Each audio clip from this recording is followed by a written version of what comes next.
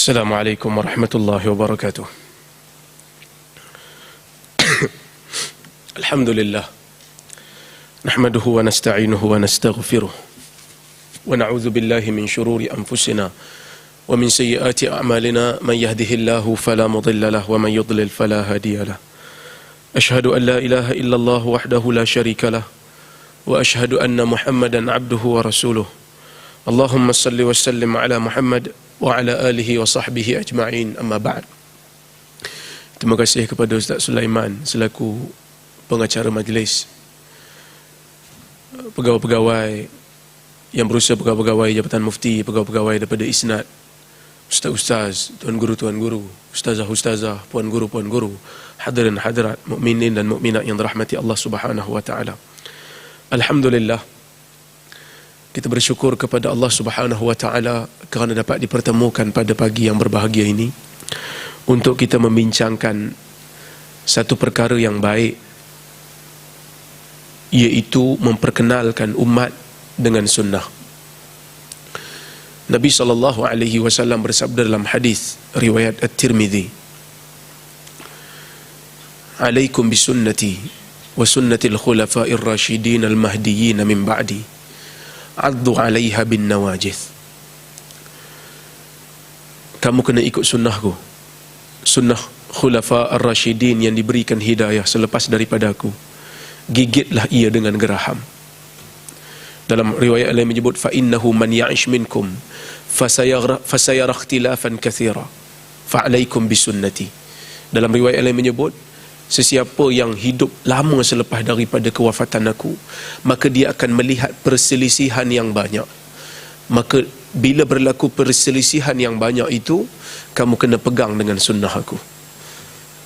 Bahkan dalam hadis yang popular, walaupun sanadnya berlaku sedikit problem, tetapi sebahagian ulama mengatakan oleh kerana terlalu banyak jalannya, maka ia menjadi hasan li ghairih, iaitu Nabi SAW menyebut, wa inna hadhihi al-ummah sataftariqu ila 73 firqah kulluha fin nar illa wahidah. Bila Nabi ditanya, Nabi kata akan berpecah umat aku ni kepada 73 golongan, yang mana semuanya akan berada di dalam neraka kecuali satu golongan. Apabila sahabat bertanya Nabi, siapa yang akan selamat itu? Maka Nabi menjawab, ma ana alaihi wa ashabi. Apa jalan yang aku berada di atasnya dan jalan sahabatku. Dalam riwayat yang lain menyebut, dalam hadis Huzaifah yang popular, yang biasa digunakan oleh sebahagian ustaz-ustaz kita kadang-kadang, bila Huzaifah bertanya kepada Nabi, ya Rasulullah, kunna fi jahiliyatin wa syar, faqad ja'ana Allah bihadzal khair. Ya Rasulullah, dulu kami berada dalam keadaan jahiliyah dan kejahatan, dan Allah telah memberikan kami dengan kebaikan ini, yakni Islam. Fahal ba'da hadzal khair min syarr? Lepas kebaikan ini akan datang tak keburukan? Qala na'am. Nabi kata ya, akan datang keburukan. Fahal ba'da hadzal syarr min khair? Selepas daripada keburukan ini akan datang tak kebaikan? Nabi kata na'am, wa fihi dakhan. Ya, akan datang kebaikan. Wa fihi dakhan, dan di sana ada kekeruhan. Wa ma dakhanuhu ya Rasulullah? Apa kekeruhan itu ya Rasulullah? Nabi kata, qaumun yastannuna bi ghairi sunnati wa yahduna bi ghairi hadi, ta'rifu minhum wa tunkir. Kerana muncul satu kaum nanti yang mana Nabi kata yastannuna bi ghairi sunnati, mereka menjalani kehidupan bukan dengan sunnah aku. Tidak begitu pure sunnah, tidak 100% mengikut sunnah. Wa yahduna bi ghairi hadi, dan mereka mencari petunjuk selain daripada petunjuk aku. Ta'rifu minhum wa tunkir, dalam amalan mereka itu ada yang kau kenal sebagai amalan yang ada dalam sunnah. Wa tunkir, dan sebahagian daripada amalan mereka yang kamu tak kenal, kamu ingkari, kamu rasa pelik dan keliru. Fahal ba'da hadzal khair min syarr? Selepas daripada kebaikan ini akan datang tak keburukan? Qala na'am. Ya, kata Nabi, du'atun ila abwabi jahannam, faman ajabahum fiha faman ajabahum ilaiha qadhafuhum fiha. Pendakwah-pendakwah yang mengajak orang ke dalam jahannam, sesiapa yang menjawab ataupun siapa yang menyahut seruan itu, seruan mereka akan dia campakkan ke dalam jahannam. Fama ta'muruni in adrakani dhalik, kata Huzaifah. Apa yang kau perintahkan aku bila aku hidup di zaman itu ya Rasulullah? Talzam jama'atal muslimina wa imamahum. Nabi kata kamu kena bersama dengan jamaah orang Islam dan imam orang Islam. Apa itu jama'atul muslimin? Ulama beza pendapat. Tetapi kata Asy-Syatibi dalam kitab dia Al-I'tisam, semua pendapat, 6 pendapat yang dibawa oleh Syatibi, semuanya berpusat kepada satu perkara yang sama. Semua berasas pada perkara yang sama, iaitu Ahlus Sunnati wal Ittiba'. Ahli sunnah, jama'atul muslimin itu ahli sunnah wal ittiba', yang mengikut cara Nabi. Wa imamahum, dan imam mereka iaitu khalifah yang mereka telah lantik secara sepakat sebagai pemimpin. Mereka terima imam itu sebagai pemimpin mereka. Maka kamu kena beriltizam dengan ahli sunnah. Kamu kena beriltizam dengan orang yang mengikut dan merintis jalan Nabi sallallahu alaihi wasallam. Fa in lam takun hunaka jamaah wala imam. Ya Rasulullah, kalau bila jamaah tak ada imam, tak ada ahli sunnah, aku duduk dalam negara yang mana ahli sunnah tak ada, imam pun tak ada, imam ahli sunnah pun tak ada. Nabi kata i'tazil tilkal firaq kullaha, tinggalkan semua kumpulan-kumpulan itu. Walau anta udda ala asli syajarah hatta yudrikakal maut wa anta ala dhalik. Engkau duduk jangan join mana-mana kumpulan yang bukan ahli sunnah itu, walaupun terpaksa engkau menggigit akar-akar kayu sehingga kematian datang menjemput engkau, dan engkau terus tetap berada di situ, tidak berganjak selagi mana tidak ada ahli sunnah. Jadi tuan-tuan, sebab itu saya katakan program memperkenalkan orang dengan manhaj sunnah ini adalah program yang baik. Kerana hari ini kita hidup di zaman fitan, kita hidup di zaman fitnah. Muncul golongan-golongan khawarij, muncul golongan-golongan ahli bid'ah dalam akidah seperti Syiah dalam negara kita. Maka kita kena kenal apa itu sunnah, dan kita kena kenal apa itu ahli sunnah, dan kita kena kenal sejarah perkembangan sunnah. Setiap zaman Allah Ta'ala akan bawa tokoh, Allah Ta'ala akan munculkan tokoh dalam umat ini supaya dia memberikan kefahaman kepada masyarakat tentang kepentingan kembali kepada sunnah. Tuan-tuan, bukalah mana-mana kitab hadis, baik Sahih Bukhari, baik Sahih Muslim, baik Sunan Abi Dawud, baik Sunan Nasa'i, At-Tirmidzi, Ibnu Majah, pasti ada satu bab kelebihan berpegang dengan sunnah, dan mesti ada hadis kena berpegang dengan sunnah Nabi sallallahu alaihi wasallam. Baik tuan, itu mukadimah baru tu. Belum masuk tajuk lagi, kita masuk tajuk. Okey. Bila kita berbicara tentang mengembalikan umat kepada sunnah, kita tak boleh lari berbincang tentang tajdid. Kerana Nabi sallallahu alaihi wasallam dalam hadis telah menyatakan, dalam hadis riwayat Abu Dawud dan juga Al-Hakim, Nabi sallallahu alaihi wasallam bersabda, innallaha yab'atsu fi hadhihi al-ummah ala ra'si kulli mi'ati sanah may yujaddidu laha dinaha, atau kama qala, sesungguhnya Allah akan hantar dalam kalangan umat ni seseorang setiap 100 tahun. Ulama beza, ada dia kata awal tahun, ada yang kata ujung tahun. Kerana perkataan ra's boleh maksud ujung, boleh maksud awal, tapi kebanyakan mereka kata ujung, kerana kebanyakan mujaddid berada di hujung. Allah Ta'ala akan hantar orang yang melakukan tajdid kepada umat. So perkataan tajdid ni kita tak perlu nak allergic sangat, seperti mana kita pun tak perlu allergic dengan perkataan bid'ah. Sebab ada orang kadang allergic dengan perkataan bid'ah kan? Sebut bid'ah ya, ustaz ni teruk sikit-sikit bid'ah, sikit-sikit bid'ah. Bid'ah ni disebut oleh para ulama, bahkan disebut oleh Nabi SAW. Begitu juga dengan perkataan tajdid, disebut dalam hadis, may yujaddidu laha dinah, dinaha. Sesiapa Allah Ta'ala akan hantar dalam kalangan umat ni orang yang melakukan tajdid untuk umat. So bila kita katakan tajdid, apa maksud tajdid? Tajdid dalam bahasa Melayu maksud dia memperbaharui. Cuma ulama-ulama hadis ketika berbincang makna tajdid, mereka mengatakan makna tajdid ni tidak lari daripada 3 perkara. Yang pertama, menghidupkan amalan kitab dan sunnah. So, perkataan jadid dalam bahasa Arab bukan semestinya bermakna bawa satu agama baru yang bukan agama Nabi. Bukan maksud tajdid tu satu agama yang kita bawa baru yang tak sama dengan agama yang dibawa oleh golongan salafus salih. Tak. Tajdid maksud dia apa? Biasa orang kata tajdid al-aqad, memperbaharukan akad, kerana kita nak kembalikan akad yang telah mati seperti mana dia hidup dulu. Macam saya duduk kat Jordan 8 tahun duduk kat Jordan, dia bagi visa pelajar setahun sekali kan.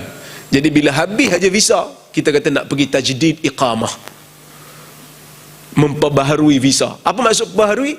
Nak hidupkan visa tu balik macam mana dia pernah hidup dulu, kerana ni nak mati dah ni. Itu maksud tajdid, iaitu menghidupkan amalan kitab dan sunnah. Kata Al-Qami, menghidupkan kembali sesuatu yang telah lenyap dari beramal dengan kitab dan sunnah. Itu makna pertama. Al-Maududi pun mengatakan perkara yang sama, iaitu menghidupkan sesuatu selepas ia lenyap dan menyambungkan talinya setelah ia terputus. Maknanya menghidupkan ajaran agama itu semula selepas dia lenyap, menyambungkan tali agama selepas dia terputus. Ni dalam sebuah hadis riwayat Muslim yang Nabi sebut, man sanna sunnatan hasanah falahu ajruha wa ajru man amila biha. Sesiapa yang menghidupkan sunnah yang baik, yakni perbuatan baik yang telah ditinggalkan amalannya, maka dihidupkan semula. Kerana kalau kita tengok sebab urut hadis tu, seorang sahabat dia menghidupkan sedekah, pemberian kepada orang miskin, orang yang memerlukan. Maka Nabi sebut hadis ni, man sanna sunnatan hasanah.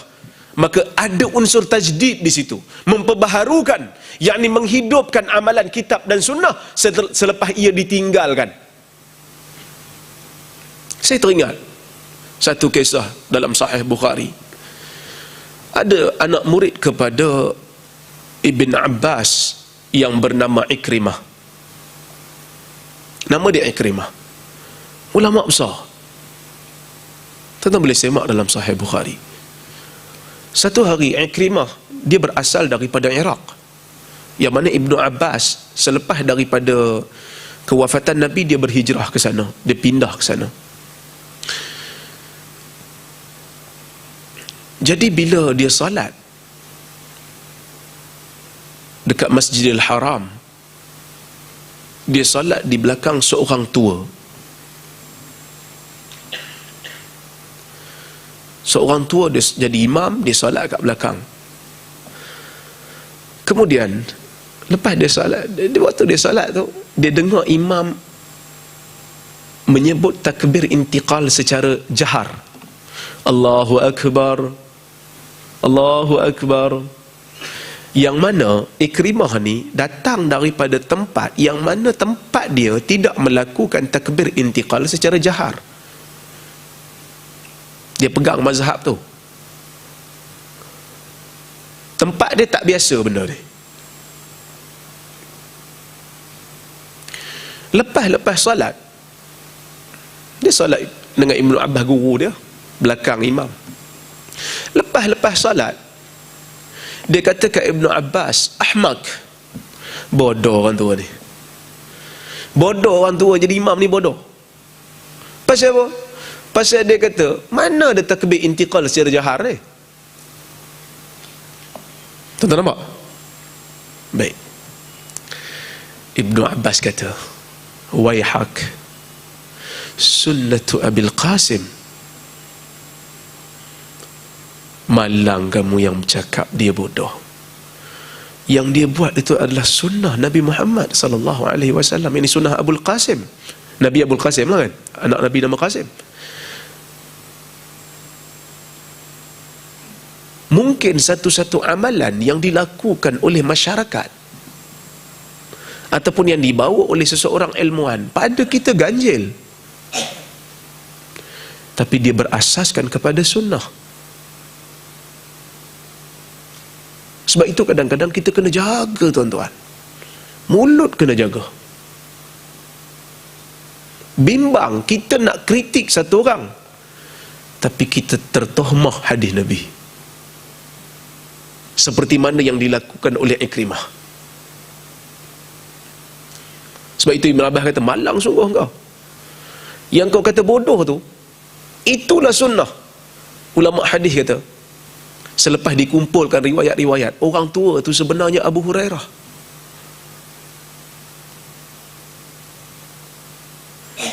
Jadi sejarah mengembalikan orang kepada sunnah ini bukan satu sejarah yang baru dilakukan oleh mufti negeri Perlis. Dah.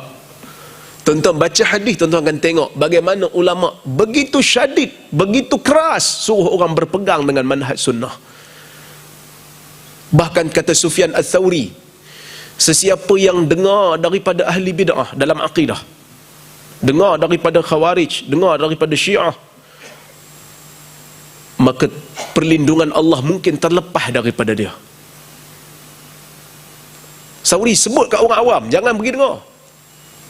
Kekal dengan manhaj sunnah. Tapi kalau orang tu ada ilmu, dia boleh pergi berdialog. Seperti mana Abu Hanifah berdialog dengan puak-puak bid'ah dalam akidah. Ini manhaj sunnah. Baik. Itu makna yang pertama. Makna yang kedua, memerangi bid'ah. Kata Al-Munawi, at-tajdid ialah proses menghidupkan sunnah dari amalan bid'ah dan membantu perkembangan ilmu dan ahlinya. Sebab itu bila kita bercerita tentang at-tajdid, tokoh-tokoh mujaddidin yang diangkat sebagai mujaddid, biasanya mereka ini bukan hanya sekadar menulis kitab memperkenalkan sunnah, tetapi juga menulis kitab memerangi bid'ah. Kerana itu mesti jalan seiring. Sebab itu kata Huzaifah, kana an-nas yas'aluna Rasulullah sallallahu alaihi wasallam wa kuntu as'aluhu anil kana an-nas yas'aluna Rasulullah sallallahu alaihi wasallam 'anil khair wa kuntu as'aluhu 'anil syarr makhafata ayyudrikani. Manusia zaman Nabi biasa bertanya tentang kebaikan sebab dia orang nak amal. Tapi aku sentiasa bertanya Nabi tentang kejahatan kerana aku bimbang dia akan kena pada aku, sedangkan aku tak kenal dia jahat. Maka sejarah ataupun manhaj ataupun perjuangan nak kembalikan orang kepada sunnah tak padan hanya promosi perkara sunnah, tak padan hanya menghidupkan amalan kitab dan sunnah, mesti juga diiringi dengan usaha memerangi bid'ah, usaha bagi tahu masyarakat amalan ni tidak ada dalam hadis. Ini yang disebut oleh Al-Munawi, memerangi bid'ah. Kata As-Suyuti, tajdid ialah memperbaharui hidayahnya, yakni hidayah agama, dan hakikatnya, dan menafikan dari agama bid'ah dan kemelampauan. Menjauhkan daripada agama, bebaskan agama daripada sifat bid'ah, dan bebaskan agama daripada sifat melampau, kerana itu bukan Islam. Itu masuk at-tajdid. Dan makna yang ketiga at-tajdid, yang kita kata nak kembalikan orang kepada sunnah ni, ada kaitan dengan tajdid, yakni memberikan hukum Islam kepada perkara baru, memberikan hukum Islam kepada perkara baru. Kita kena tahu, tuan-tuan, Quran, sunnah itu terhad. Tetapi kehidupan manusia berjalan, isu semakin ada. Maka di antara proses tajdid yang ketiga, kita cari sunnah, kita bagi hukum kepada perkara baru yang muncul dalam agama ini. Kata Abdul Fattah Ibrahim, tajdid bermaksud pemahaman yang teguh terhadap nas dengan kefahaman yang membimbing manusia untuk menyelesaikan segala masalahnya dalam setiap zaman. Kata Ridwan Ziyadah, tajdid bukan bermakna menghidupkan pemikiran baru dalam ilmu-ilmu Islam, tetapi ia adalah teori politik, kemasyarakatan dan teori dia teori politik, kemasyarakatan dan ekonomi sebenarnya, yang wajib kita mencari petunjuknya dan beramal menurut acuannya dan mengembangkannya sehingga kita boleh masuk ke satu zaman baru. Maksudnya bukan bila kita bagi hukum baru tu kita innovate pemahaman agama, tak. Kita nak teori agama tu boleh mengacukan perkara baru, boleh memberi acuan kepada perkara baru. Adakah dia bercanggah dengan Islam ataupun tidak? Baik. Maka bila kita berbicara tentang tajdid maksud dia apa? Bukan bermaksud memperbaharui agama sehingga dia menjadi asing. Bukan maknanya menghidupkan bid'ah yang tidak dikenali oleh zaman yang awal. Sesuatu yang awal tak kenal, maka kita hidupkan dengan kita kata ini tajdid ni. Nabi kata kena tajdid, kena baharukan agama. Tak, bukan bermaksud itu. Dan bukan juga bermaksud tafsiran agama yang menyeleweng. Itu bukan tajdid. Baik.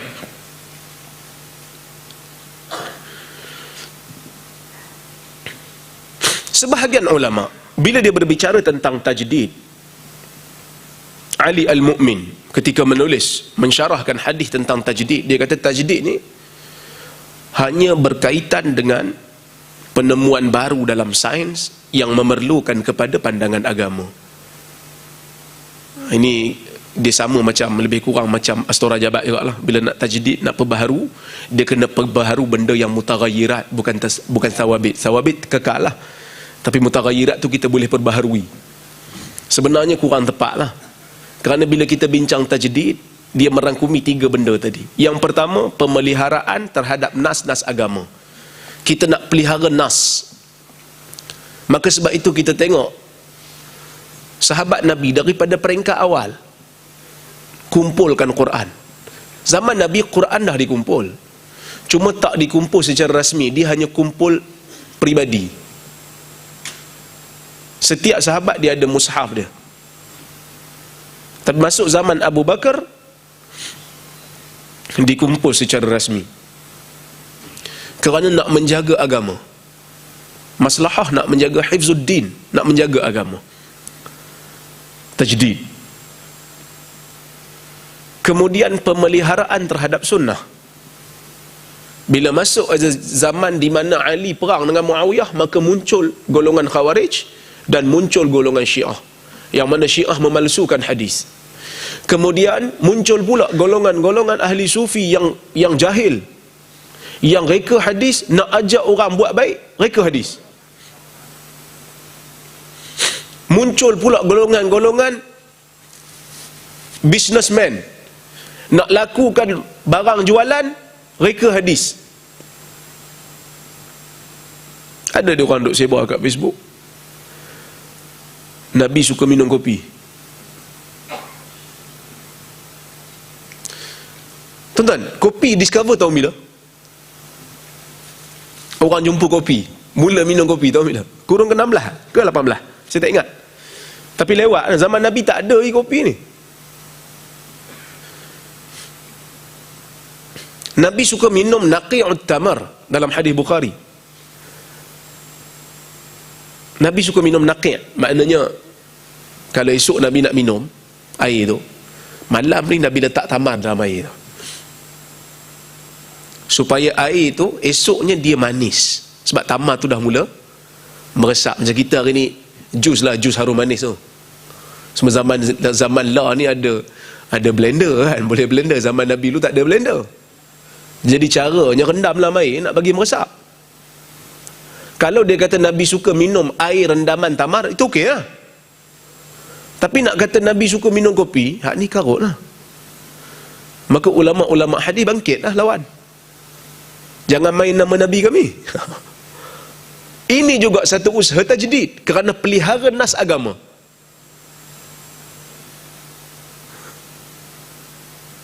Kerana beza agama kita dengan agama Kristian dan Nasara dan Yahudi, apabila ulama kita ikhlas menjaga agama.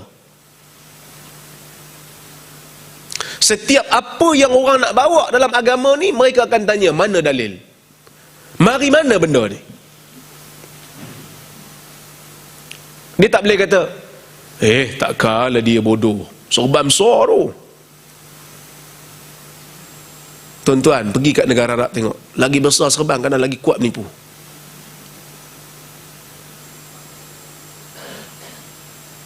Islam dia tak tengok tu. Dia tengok hujah. Okey. Yang pertama. Yang kedua, mengembalikan pemahaman yang betul terhadap agama, iaitu kembali kepada sunnah. Memberikan hukum terhadap perkara baru dalam kehidupan Muslim, menentang bid'ah dan khurafat. Baik. Tajdid yang berkaitan dengan perkara di bawah ini bermakna mengembalikan pemahaman yang asal seperti yang dikehendaki oleh as-sunnah. Ni benda bawah ni kalau kita nak tajdid, kembali kepada seperti mana yang dipahami oleh para sahabat. Sebab Nabi sebut dalam hadis kan, ma ana alaihi wa ashabi. Kamu kena ikut jalan aku, jalan sahabat-sahabat aku. Pertama, akidah dan perkara gaib. Kerana benda ni tak berubah. Kita tak boleh claim akidah saya dengan akidah sahabat kena beza sebab kami hidup zaman beza. Kena sama. Macam mana akidah sahabat, macam tu akidah kita kalau kita nak selamat. Pertama. Yang kedua, maqasid syariah juga tak berubah. Dari dulu maqasid pertama hifzuddin, sekarang pun hifzuddin juga. Baik.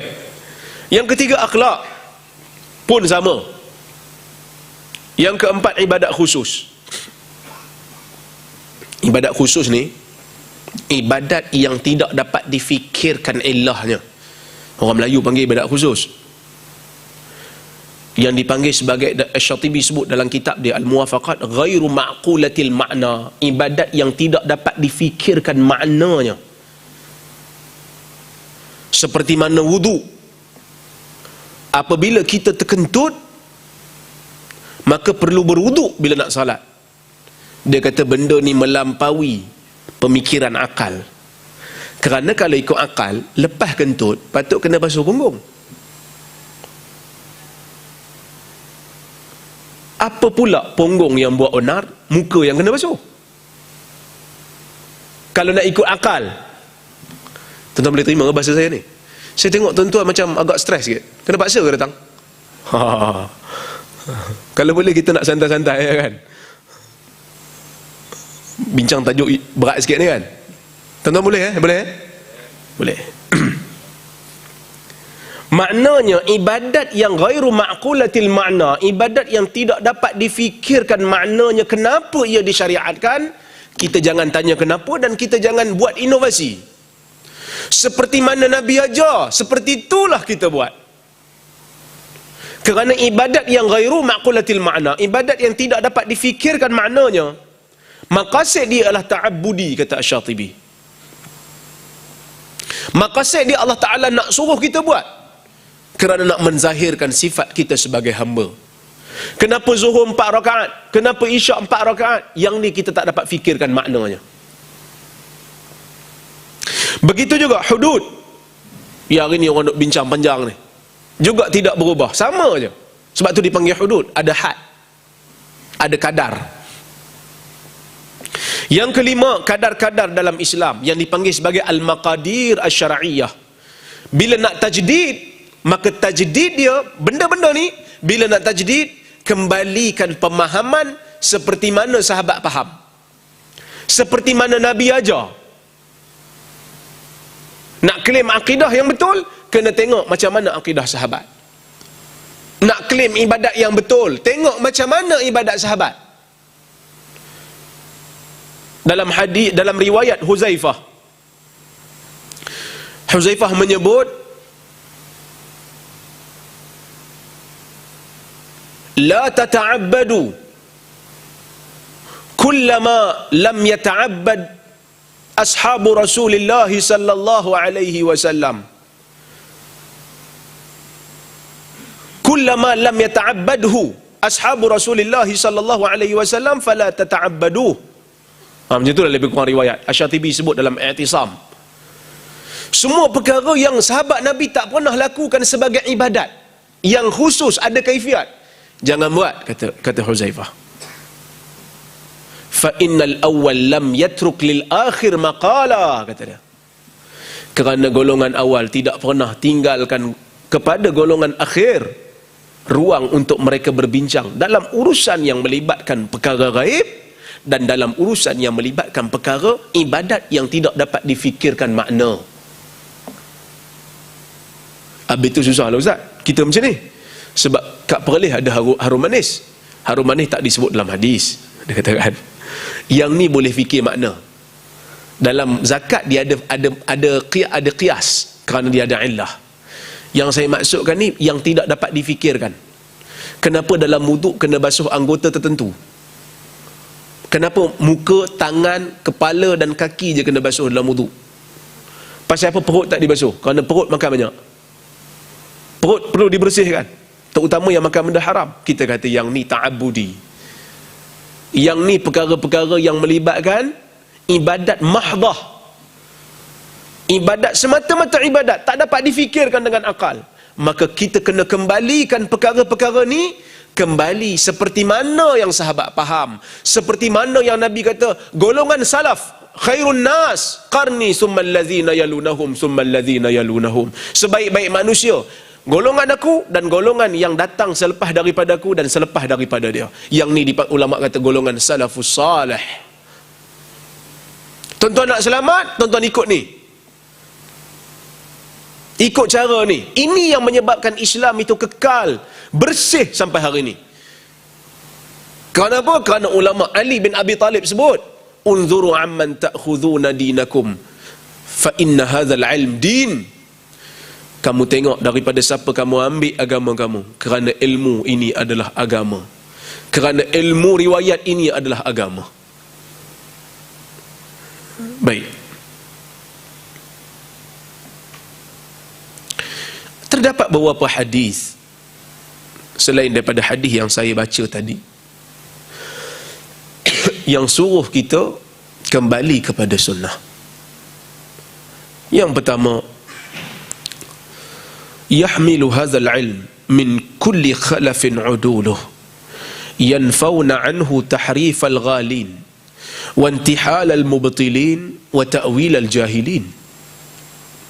Ilmu agama ini akan dibawa daripada setiap generasi oleh orang-orang yang baik daripada kalangan mereka, yang mana mereka yang bawa amanah membawa agama ini akan menafikan daripada agama, akan menolak daripada agama ini sesuatu yang dinamakan sebagai tahrif al-ghalin, pemesongan orang-orang yang melampau, nak masukkan kemelampauan dia tu dalam agama. Dia, orang ni akan nafikan. Orang yang baik yang bawa amanah ilmu ni akan nafikan. Wa intihal al-mubtilin, dan ibadat-ibadat orang yang nak membatalkan agama, wa ta'wil al-jahilin, dan takwil-takwil orang yang jahil. Sebab itu kata Al-Qasimi dalam kitab dia Qawaidut Tahdits, dia kata wa fihi takhsis hamalati sunnah bihadhihi al-manqabati al-'aliyah وتعظيم لهذه الأمة المحمدية وبيان لجلالة قدر المحدثين وعلو مرتبتهم في العالمين لأنهم يحمون مشارع الشريعة ومتون الرواية من تحريف الغالين وتأويل الجاهلين بنقل النصوص المحكمة لرد المتشابه إليها. Hadis ni tuan-tuan, kata Al-Qasimi, Jamaluddin Al-Qasimi, seorang ulama hadis yang hebat, dia kata apa? Masa menghuraikan hadis ni dia kata wa fihi takhsis. Hadis ni mengandungi faedah, iaitu mengkhususkan kepada orang yang bawa sunnah dengan kelebihan yang tinggi. Dan hadis ni juga ta'zim, memuliakan bagi umat Muhammad ini, dan menjelaskan bagaimana keagungan muhaddisin, keagungan martabat muhaddisin, orang yang belajar hadis, orang yang menjadi, orang bukan belajar hadis, orang yang takhasusnya hadis, orang yang bidangnya hadis. Mana tuan-tuan, kalau nak selamat kena cari muhaddisin kata apa, selamat insya-Allah. Sebab apa? Bukan saya kata. Bukan saya kata. Ustaz memanglah ustaz belajar hadis, boyolah kata hadis, orang kena ikut orang hadis. Bukan saya kata. Tuan-tuan tengok apa Imam Ahmad kata. Dalam hadis Nabi sebut, la tazalu ta'ifatun min ummati zahirina 'alal haq ila yaumil qiyamah. Akan setiap zaman akan muncul umat aku ni, daripada umat aku ni satu taifah, satu kumpulan kecil. Tuan-tuan, saya nak bagi tuan-tuan satu kaedah. Sebab ada orang kata kita kena ikut Sawad al-A'zam. Tuan-tuan biasa dengar hadis Sawad al-A'zam? Biasa dengar? Sawad al-A'zam ni maksud dia majority. Kena ikut majority lah, dia katakan. Tapi kadang-kadang pemahaman kita tak apa tepat. Yang dimaksudkan dengan Sawad al-A'zam itu bukan setiap zaman. Yang dimaksudkan dengan Sawad al-A'zam itu, golongan majority itu adalah zaman sahabat. Hadis ni buktikan. Kerana Nabi kata di akhir zaman nanti kebenaran akan jadi minoriti. Tidak selama-lamanya yang benar itu majoriti. Kerana taifah satu kumpulan kecil. Bahkan dalam hadis Muslim Nabi jelaskan, bada al-islamu ghariba, Islam bermula asing dan ia akan kembali asing balik di akhir zaman. Fatuba lil ghuraba, maka beruntunglah bagi mereka yang asing. Maka yang dimaksudkan dengan Sawadul A'zam, golongan majoriti itu bukan setiap zaman, dah. Sebab hari ni orang nak kata majoriti mana? Kita ikut majoriti lah. Siapa perlih ni pelik kan, dia kata. Dah, tak semestinya. Nabi sebut dalam hadis, akan sentiasa satu kumpulan kecil daripada umat aku yang berdiri di atas kebenaran sehingga hari kiamat. Apa kata Imam Ahmad? Al-Hakim mengeluarkan kata-kata Imam Ahmad dalam kitab dia Ulumul Hadis dengan sanad yang sahih. Imam Ahmad kata apa masa mentafsirkan hadis ni? Dia kata, in lam yakunu ahlal hadis fala adri manhum. Kalaulah orang yang dimaksudkan dengan Nabi yang berdiri di atas kebenaran itu bukan ahli hadis, aku tak tahu siapa lagi.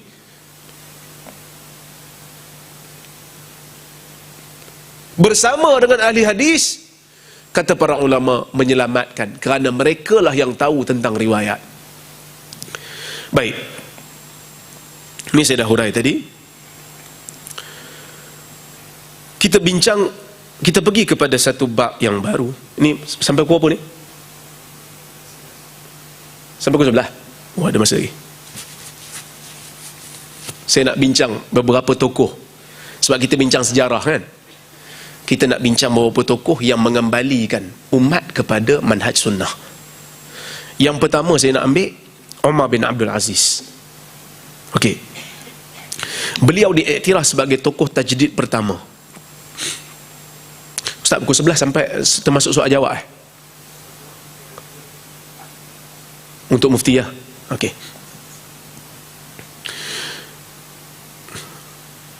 Tuan okey ke nak tanya? Nak tanya saya pun boleh kot.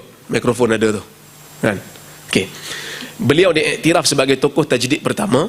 Az-Zuhri dan Imam Ahmad mengiktirafnya sebagai mujaddid pertama yang mengembalikan orang kepada sunnah. Kata Imam Ahmad, yurwa fi hadithin anna Allah yab'athu li hadhihi al-ummah man yujaddidu laha dinaha fa nadharna fil mi'ati al-ula fa idza huwa Umar bin Abdul Aziz. Nabi sebut dalam hadis, kata Imam Ahmad, Allah Ta'ala akan hantar mujaddid bagi umat ini. Maka kami melihat kepada 100 tahun yang pertama, kami dapati mujaddid pertama adalah Umar bin Abdul Aziz. Baik. Apa yang dilakukan oleh Umar bin Abdul Aziz? Yang pertama, mengembalikan syura dalam pemilihan pemimpin. Ini sunnah pertama yang dibawa. Yang mana bila masuk zaman Muawiyah telah melakukan sedikit pindaan terhadap cara pemilihan pemimpin. Dilantik anak dia Yazid, lepas tu dah jadi kepada apa ni, jawatan pimpinan ni dah jadi macam warisan lah. Bila masuk zaman Umar bin Abdul Aziz, dia dilantik oleh Sulaiman bin Abdul Malik, pemimpin sebelum tu, lantik dia dengan nasihat Raja bin Hayawah. Maka bila dia dilantik menjadi pemimpin umat Islam, pentadbir umat Islam, Dia tak terima. Dia kata apa? Ayyuhan nas, inni qad ibtulitu bihadzal amr an ghairi ra'yin kana minni fihi wala talabatin lah wala masyuratin minal muslimin. Dia kata, wahai manusia, lepas dia dilantik tu dia naik mimbar. Az-Zahabi cerita dalam kitab dia Siyar A'lamin Nubala, ketika mana orang bagi tahu dekat dia dilantik sebagai khalifah, Umar bin Abdul Aziz ni kat Masjid Nabawi, sebab dia gubernur. Bila dia dibagi tahu dia akan jadi khalifah orang Islam, lembik lutut dia, tak larat nak bangun. Orang kena papah dah. Maka orang papah dah. Lepas tu dia naik mimbar. Dia kata, wahai manusia, sesungguhnya aku diberikan bala dengan perkara ini. Aku diuji dengan perkara ini tanpa meminta pandangan daripada aku, tanpa aku minta, tanpa minta pandangan aku, tanpa aku minta, dan tak ada mesyuarat pun. Orang muslimin pun tak ada lantik aku pun. Maka dia kata, wa inni qad khala'tu ma fi a'naqihim min bai'ati fakhtaru li anfusikum. Maka aku mencabut bai'ah aku, bai'ah untuk taat kepada aku yang ada di tengkuk kamu. Maka kamu pilihlah siapa yang kamu rasa layak untuk memimpin umat ini. Fasahan nas sayhatan wahidah. Maka manusia pun menjerit dengan satu jeritan. Qad ikhtarnaka ya amiral mu'minin wa radaina bik. Fawalli amrana bil yumni wal barakah. Wa huna sya'ara annahu la mafarra min tahammuli mas'uliyatil khilafah. Makna manusia menjerit, dia kata, qad ikhtarnaka ya amiral mu'minin. Kami memilih engkau wahai amirul mu'minin. Dia dah cabut bai'ah, dia suruh pilih siapa yang korang nak. Tak semesti pilih aku. Umat nak dah. Maka dia kata, waradina bika fawalli amrana bil yumni wal barakah. Maka uruskanlah urusan kami dengan keberkatan. Maka masa tu baru dia rasa tidak ada jalan keluar melainkan dia kena terima jawatan tu lah. Kemudian dia kata, dia buat ucap tama dia. Dia kata apa? Amma ba'd fa innahu laysa ba'da nabiyyikum ba'di, ba'da nabiyyikum nabi wala ba'da al-kitab alladhi anzala alayhi kitab illa innama ahallallah halalun ila yaumil qiyamah. Ala inni lastu biqadin walakinni munaffidh. Ala wa inni lastu bimubtadi'in walakinni muttabi'. Ala innahu laysa li ahadin an yuta'a fi ma'siyatillah. Ala inni lastu bi khairikum walakinni rajulun minkum ghaira anna Allah ja'alani athqalakum himla. Apa kata Umar? Ni ucap tama dia, tuan-tuan. Hebat ucap tama dia, kata, amma ba'd fa innahu laysa ba'da nabiyikum nabi. Tidak ada selepas nabi kamu semua, iaitu Muhammad, tidak ada nabi lain lagi. Wala ba'dal kitab alladhi anzala alaihi kitab. Tidak ada kitab lain lagi melainkan Quran. Ala innama ahallallah halal ila yaumil qiyamah. Ketahuilah, apa yang Allah Ta'ala halalkan, maka ia halal sehingga hari kiamat. Ala inni lastu biqadin. Ketahuilah, aku bukan pemutus. Walakinni munaffidh. Tetapi aku hanya melaksanakan perintah. Ala wa inni lastu bimubtadi'in walakinni muttabi'un. Ketahuilah, aku bukan orang yang melakukan bid'ah. Aku bukan ahli bid'ah, tetapi aku ahli ittiba', yakni ahli sunnah. Ala innahu laisa li ahadin ay yuta'a fi ma'siyatillah. Ketahuilah, tidak ada seorang pun mempunyai hak untuk ditaati bila dia suruh orang lain buat maksiat. Dia tak berhak ditaati. Makna dia nak kata apa? Aku ni bila jadi pemimpin, aku suruh buat benda maksiat, apa jangan ikut. Itu bukan hak aku untuk ditaati. Ala inni lastu bi khairikum. Ketahuilah aku bukan orang yang terbaik di kalangan kamu. Walakinni rajulun minkum. Aku hanyalah satu orang daripada kalangan kamu. Cuma Allah Ta'ala jadikan aku di antara orang yang paling berat bebanannya di hari kiamat, kerana aku dilantik menjadi pemimpin untuk menguruskan kehidupan kamu. Maka dia kembalikan masyarakat kembali kepada pemahaman yang benar dalam agama. Yang mana sebelum ni khalifah-khalifah Umayyah ada yang mencengkam rakyat. Maka bila dia naik, ucap pertama dia telah memberikan pemahaman sunnah dalam politik. Dalam politik ni sunnah dia nak kena faham. Orang yang jadi pemimpin kepada rakyat, mesti dia rasa dia bukan pemutus. Dia hanya melaksanakan perintah Tuhan. Kalau aku suruh hampa buat maksiat, hampa jangan dok buat, kerana aku tidak ada hak untuk ditaati dalam isu tu. Tidak ada Nabi lagi, aku tak boleh ubah apa dalam agama ni. Tidak ada kitab lain selepas Quran.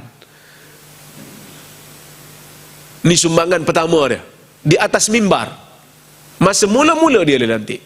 Kemudian tuan-tuan, Umar ni satu orang yang amanah dan tawaduk lah.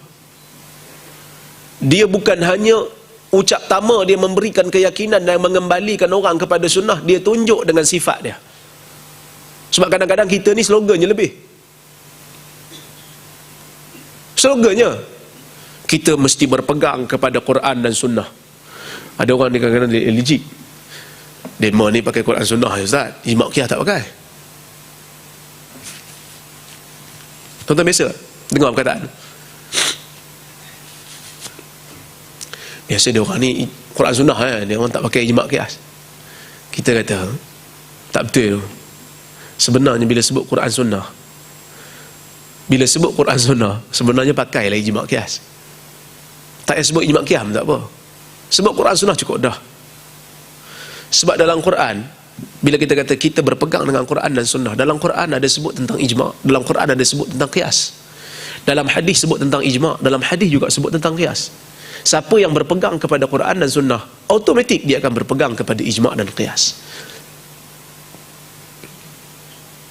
Cumanya jangan salah gunalah. Bila kata berpegang dengan ijma', maka kena cari yang betul-betul ijma' lah. Benda ni ijma' dah, sepakat dah. Siapa yang sepakat? Persidangan mufti-mufti tempat saya. Tu bukan ijma'. Ijma' mesti kesepakatan keseluruhan, baru dinamakan ijma'. Semua setuju baru jadi ijma'. Sebab tu ulama' kata, ulama' usul fiqh bincang, boleh ke tidak ijma' berlaku di zaman ini? Sehingga Imam Ahmad menyebut dalam kata-kata yang masyhur, manidda'al ijma' faqad kadhib. Siapa yang kata telah berlaku ijma', maka biasanya dia bohong. Kerana ijma' jarang berlaku melainkan dalam perkara-perkara yang qat'i semata-mata. Kitab ijma' yang ditulis oleh Ibn Munzir juga dikritik oleh ulama' yang datang kemudian daripada dia. Jadi sebab tu kita kata jangan ikut slogan saja. Kadang-kadang slogan tu okey dah, saya nak pakai Quran sunnah Ustaz, saya nak pakai Quran sunnah. Tapi bila mari tang praktikal, dia tak apa boleh nak buat. Kan? Tak apa boleh nak buat. Kerana dia penting apa? Dia kata nanti orang tak nak datang masjid saya. Tuan-tuan imam, tuan-tuan, kalau makmum tak ada imam, dia tak boleh solat lah. Tapi kalau imam makmum tak ada, dia solat lah. Macam mana? Kan? Okey. Apa kata Ibn Abdul Hakam? Walamma waliya Umar bin Abdul Aziz zahada fi dunya wa rafada ma kana fihi wa taraka alwan at-ta'am fakana idha suni'a lahu ta'am huyi'a ala shay' wa ghutti hatta idha dakhala ijtadabahu fa'akal. Umar bin Abdul Aziz selepas dia dilantik menjadi khalifah, menjadi pemimpin, dia zuhud dalam dunia. Dia tolak semua alwan at-ta'am, dia tolak semua makanan-makanan yang berwarna-warni, dia tolak. Bila dibuat makanan untuk dia, bila dibuat makanan untuk dia, dia minta supaya makanan tu ditutup. Dah siap makan, tutup dengan kain. Dia akan ambil makanan melalui bawah kain. Mana yang dia capai, yang tu yang dia makan. Tu hebat tuan-tuan. Kan? Kita tak boleh tiru lah. Memang hebat lah ni. Bila saya baca, saya berkata, Masya Allah. Dia makan sekadar nak lapik perut dia. Ya. Okey. Dia memilih gubernur yang amanah. Dia memilih gubernur yang amanah. Ini pun ada kisah, tapi saya tak nak baca. Saya nak baca yang sumbangan Umar yang besar kepada rakyat, mengembalikan kepada sunnah. Pertama, keadilan lah. Dalam 2 tahun setengah dia memimpin, rakyat tak ada rakyat yang boleh terima zakat. Orang miskin tak ada dah. Dia kembalikan seperti mana zaman Nabi, minhajun nubuwah, ikut cara Nabi. Satu. Yang kedua, Umar bin Abdul Aziz memerintahkan supaya dikumpulkan hadis-hadis. Zaman dia lah dikumpulkan hadis secara rasmi. Yang mana sebelum itu hadis hanya menjadi catatan peribadi dan diriwayatkan daripada mulut ke mulut. Bila masuk zaman Umar minta supaya hadis ini dikumpulkan secara menyeluruh dan dijadikan kitab rasmi negara. Ini sumbangan besar. Walaupun pada masa tu, bila Umar suruh, ulama yang hebat masa tu, Az-Zuhri, ulama hadis,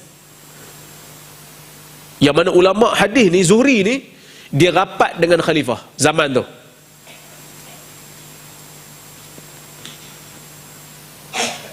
Masa dia disuruh untuk mengumpulkan semua hadis, sebab dia paling besar, ulama hadis paling besar zaman tu. Masa dia disuruh untuk kumpul hadis, dia tak nak. Sebab dia kata, nanti kalau dikumpul hadis dalam kitab, orang tak hafal dah. Tuan tak hafal Sahih Bukhari? Tak hafal. Saya pun tak hafal. Sebab apa? Apa susah-susah nak hafal? Rasa nak buka kitab dah ada.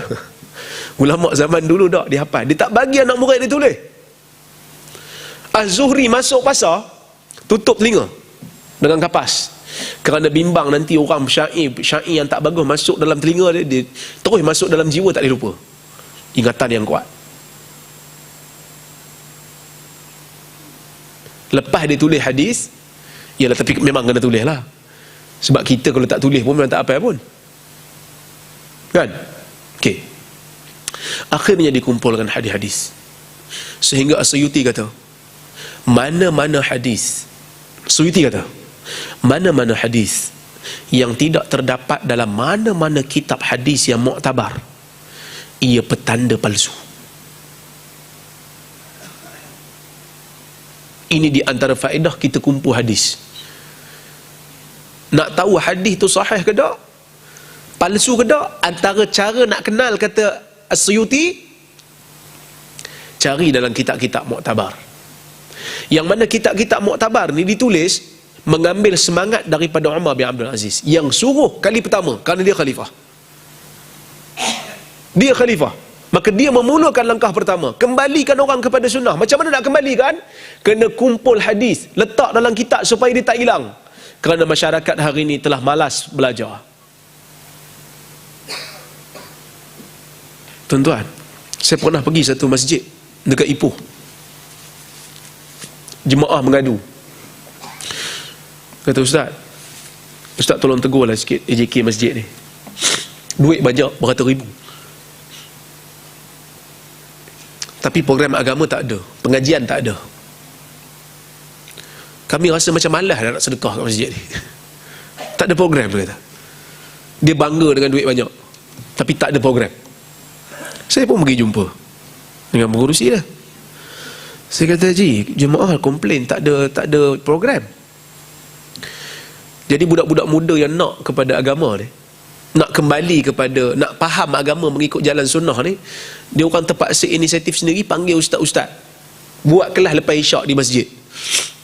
Tak minta duit masjid, minta supaya masjid pasang lampu tempat dia orang nak bincang, buat usrah. Dah imam marah. Ini semua usaha-usaha nak merampas jawatan saya. Gaduh tuan-tuan. Saya pergi jumpa. Sebab saya antara yang mengajar tu. Dia minta saya mengajar kat masjid tu lepas isyak. Saya pergi, budak-budak muda nak belajar.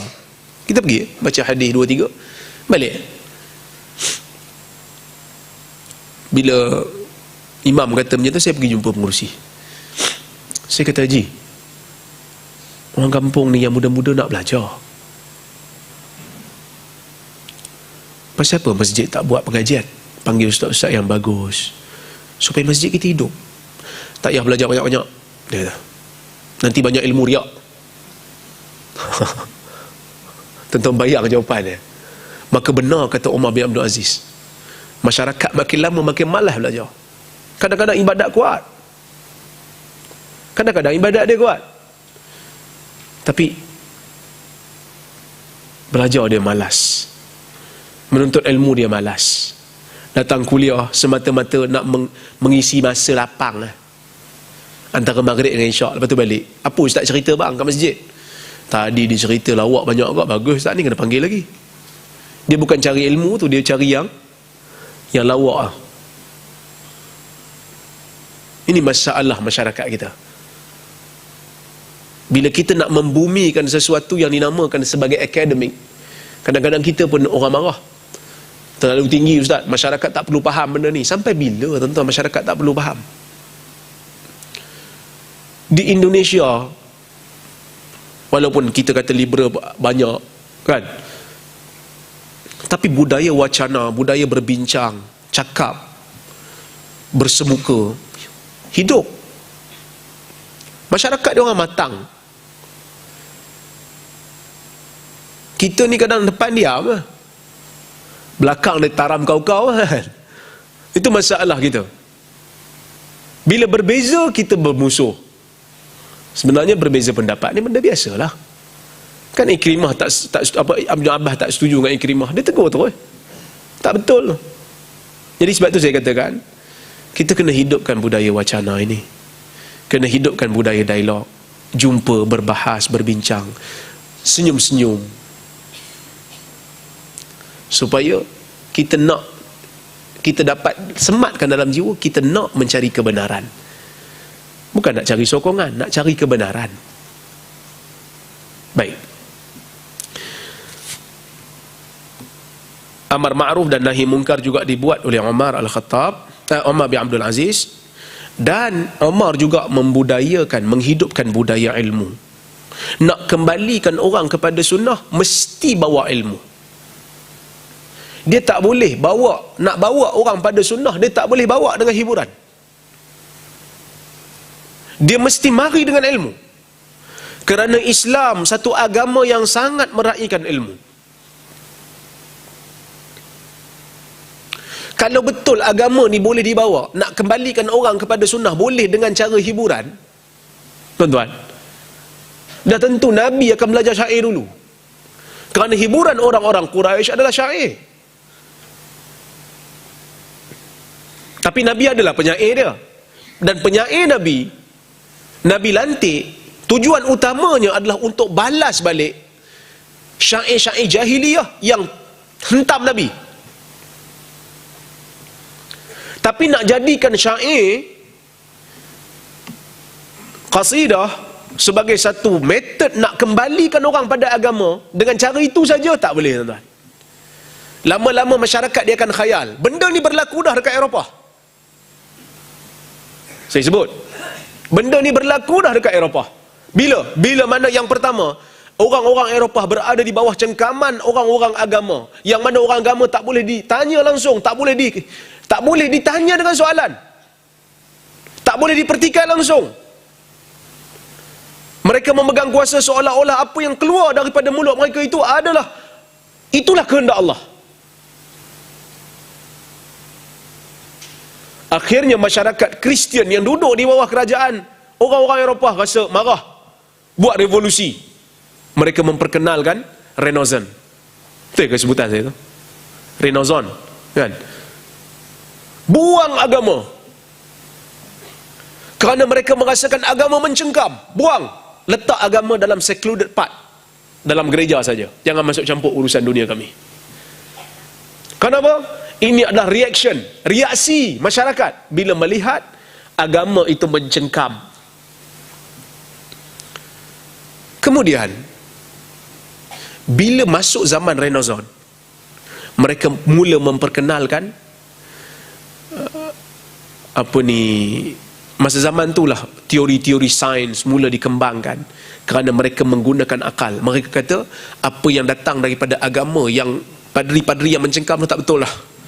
Kita nak cari scientific explanation untuk semua fenomena yang berlaku dalam dunia ni. Pakai akal. Lama-lama dia orang rasa letih kerana ada benda yang tak dapat dicapaikan oleh akal. Mereka muncul dengan teori baru, romanticism. Apa romanticism? Layan kehendak jiwa. Maka muncullah filem, pementasan drama, apa dipanggil itu, teater. Masa itulah lukisan-lukisan. Maka orang jadi khayal. Tak fikir apa dalam dunia ni, khayal.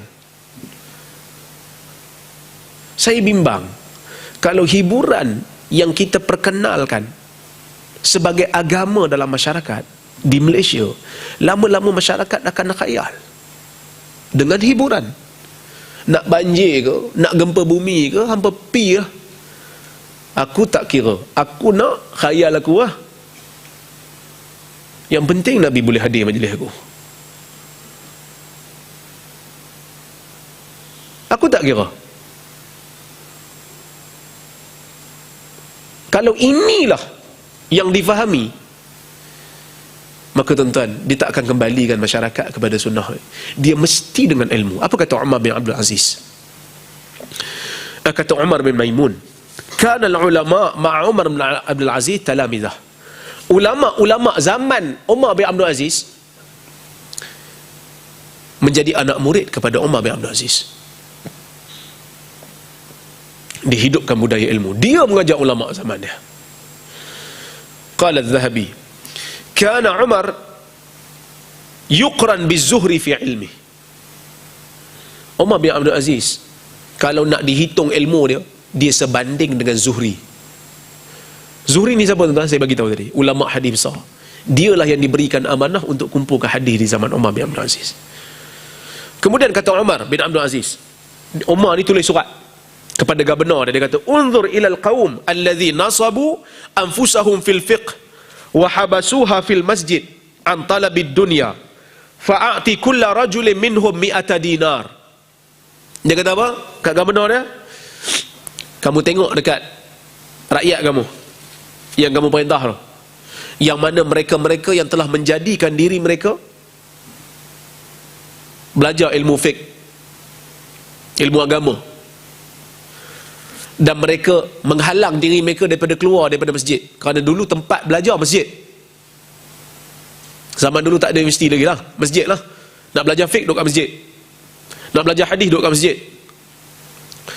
Umar kata cari mereka.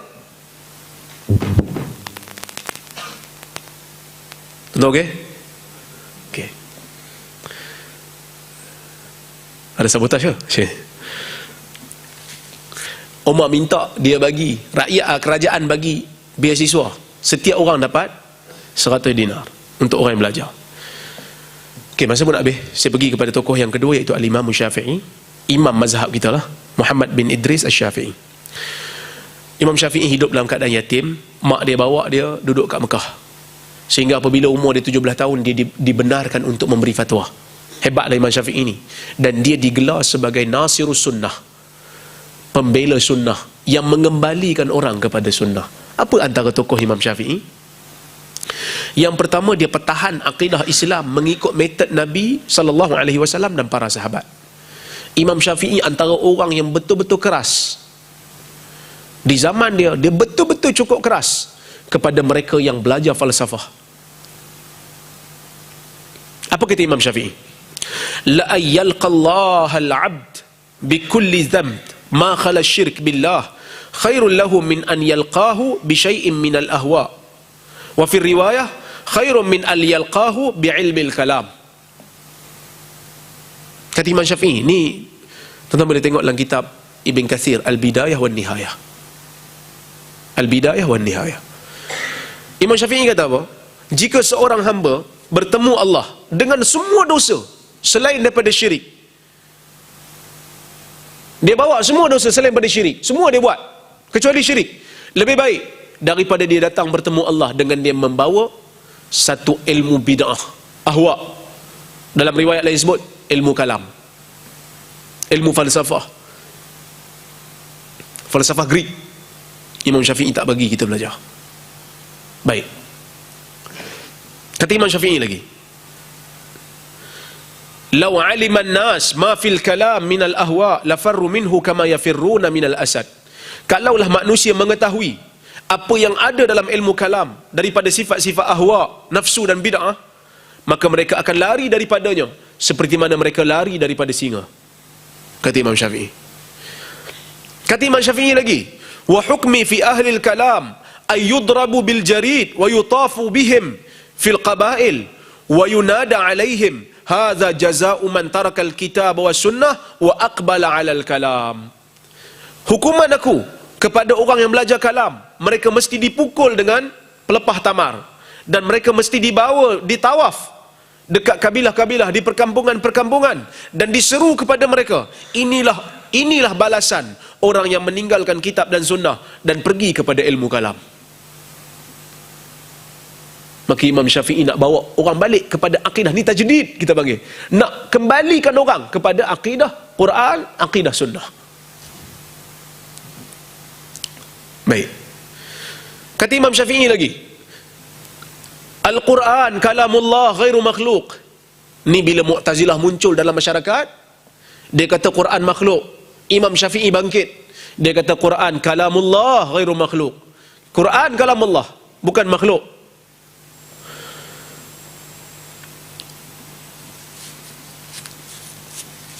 Okey, tuan-tuan? Dan Imam Syafi'i juga dia mengatakan, anak murid Imam Syafi'i juga mengatakan dalam bab sifat, Imam Syafi'i kata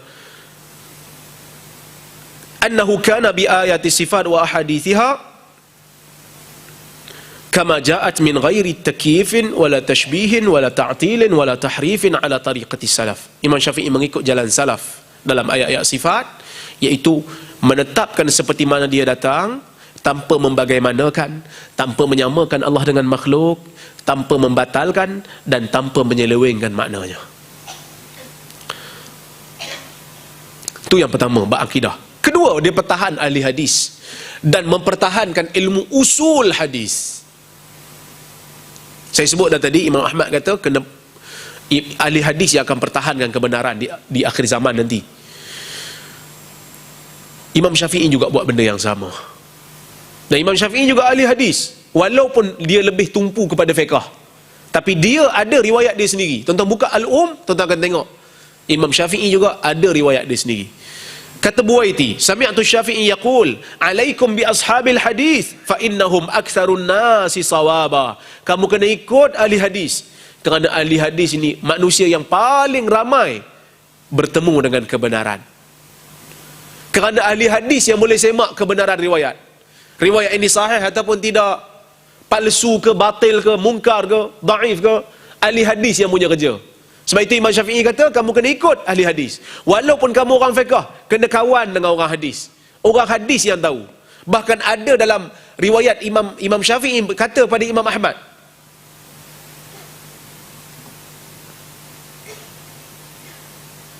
ni apa kata Imam Syafi'i pada Imam Ahmad? Ya Aba Abdullah. Aba Abdullah ni Imam Ahmad lah, Ahmad bin Hanbal. Sebab Imam Syafi'i guru Imam Ahmad. Dia kata, "Iza sahha 'indakumul hadis fa akhbiruni hatta narji'a ilaih. Antum a'lam bil akhbari sihah minna. Fa idza kana khabarun sahih fa a'limni hatta adhhaba ilaih. Kufiyan kana aw basariyan aw syamiyan." Riwayat ini dibawa oleh Ibn al-Arabi dalam kitab dia Al-Awasim min Al-Qawasim. Imam Syafi'i kata apa? Wahai Abu Abdullah, apabila sesuatu hadis di sisi kamu sahih, maka bagi tahu kami supaya kami dapat kembali kepadanya. Maknanya kalau kami buat fatwa, tiba-tiba ada hadis yang sahih, kami akan tolak fatwa tu, kami akan pergi kepada hadis. Antum a'lam bil akhbari sihah minna. Kerana kamu orang hadis lebih memahami tentang khabar-khabar yang sahih daripada kami. Fa iza kana khabarun sahih fa'alimni hatta adhhaba ilaih. Kalau ada khabar yang sahih, ada hadis yang sahih, bagi tahu aku supaya aku boleh kembali kepadanya. Tak kiralah hadis itu hadis Kufi ke, hadis orang Kufah ke, hadis orang Basrah ke, ataupun hadis orang Syam ke. Ini Imam Syafi'i menghormati kepakaran Imam Ahmad. Baik. Jadi Imam Syafi'i dia mempertahankan ulama hadis. Dia mempertahankan ilmu usul hadis apabila dia menulis kitab Ar-Risalah. Bahkan kata Syekh Ahmad Syakir, dia mengatakan kitab Imam Syafi'i Ar-Risalah merupakan kitab yang terawal yang ditulis membincangkan tentang ilmu usul hadis. Imam Syafi'i mempertahankan hadis, letak syarat-syarat hadis sahih, bagi tahu hadis mursal tak boleh dipakai, bagi tahu syarat-syarat nak beramal dengan hadis mursal, syarat-syarat nak mensahihkan hadis mursal. Imam Syafi'i nyatakan satu-satu. Hadis yang mursal di mana? Hadis terputus sanad, hadis yang nama sahabat gugur daripada sanad. Imam Syafi'i letakkan syarat-syarat bagaimana nak jadi perawi yang adil supaya riwayatnya diterima. Dalam kitab Ar-Risalah dibincangkan. Bahkan bukan sekadar itu, Imam Syafi'i juga berdialog dalam kitab Ar-Risalah. Imam Syafi'i berdialog dalam kitab Ar-Risalah. Dia berdialog dengan satu orang, tapi dia tak bagi tahu nama. Orang tu ada kecenderungan nak menolak hadis, anti hadis. Dia tak terima hadis ahad, dia hanya terima hadis mutawatir. Imam Syafi'i berdialog, meletakkan hujah, wajib beramal dengan hadis ahad walaupun tidak sampai kepada tahap mutawatir. Jika hadis ahad itu sahih, wajib beramal dengan dia. Maka Imam Syafi'i mengembalikan orang kepada sunnah dengan menulis kitab. Semangat kedua adalah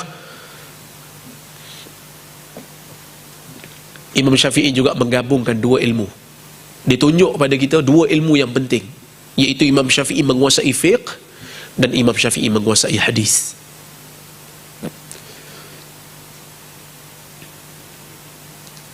Kata Muhammad Ibn al-Hasan Asy-Syaibani, guru dia, guru Imam Syafi'i, dia kata apa? In takallama ashabul hadis yauman fabilisani Syafi'i. Dalam kitab Tahzibul Asma', Imam Nawawi bawa riwayat ni. Dia kata, jika ahlu hadis bercakap satu hari, maka mereka bercakap dengan lidah Syafi'i. Sebab tu tuan-tuan, ahli hadis dengan ahli fiqh tak boleh duduk jauh, kena duduk sekali. Kena duduk sekali. Kerana orang fiqh memerlukan hadis dan orang hadis memerlukan fiqh. Ni jadi masalah ni bila orang fiqh tak mau mengaji hadis. Orang hadis tak mau mengaji fiqh. Jadi perlu. Dan Imam Syafi'i menjelaskan dalam banyak riwayat keperluan untuk tidak taksub, melainkan hanyalah kepada dalil. Nak taksub kepada nas Quran dan sunnah, tu tak apa. Tapi nak taksub pada mazhab, jangan. Imam Syafi'i tak pernah ajar.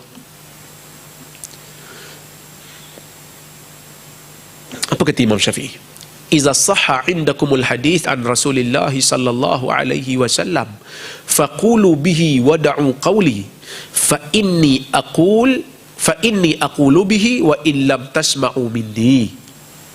Ibnu Katsir bawa dalam kitab dia Al-Bidayah wan Nihayah. Apa kata Syafi'i?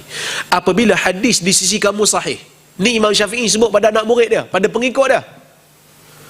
Kalau kamu dengar satu hadis sahih daripada Rasulullah sallallahu alaihi wasallam, faqulu bihi.